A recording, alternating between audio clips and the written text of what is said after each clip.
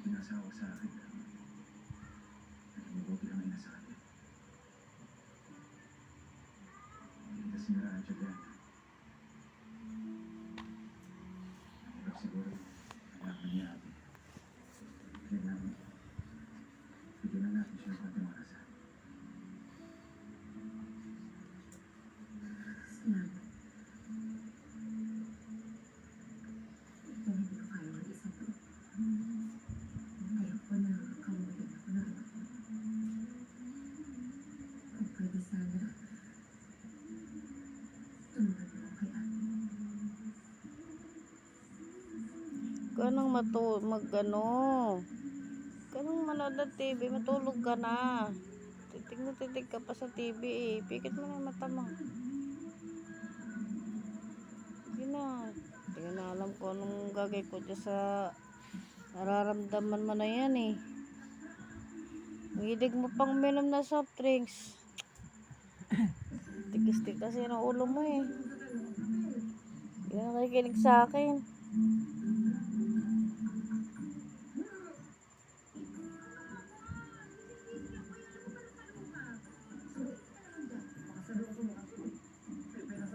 Ka nang manood. Tulog ka na.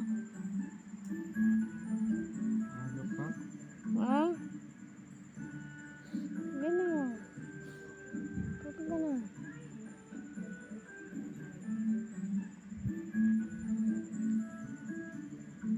Ano ka lang ano yan, pag pumikit ka niyan eh. Asa na yung ano?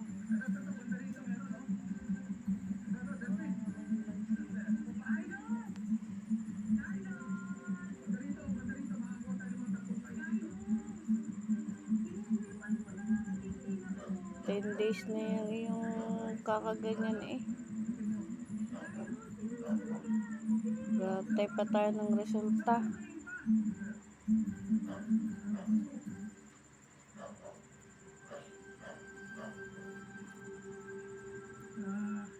Titig na titig ka pa kasi sa TV.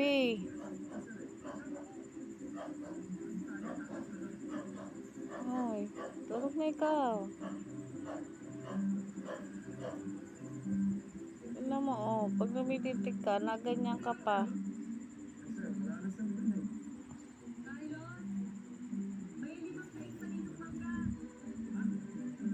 Maintindihan ko ano nang ano dyan sa ulo mo na yan. Nabago ka pala, di mo naman sinabi, late na.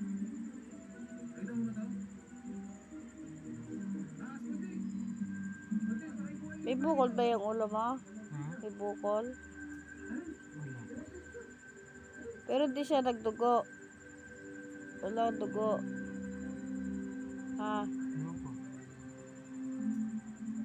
Hindi mo makikita, nakailang lipas na eh. Hindi ko lang nalaman na bago ka.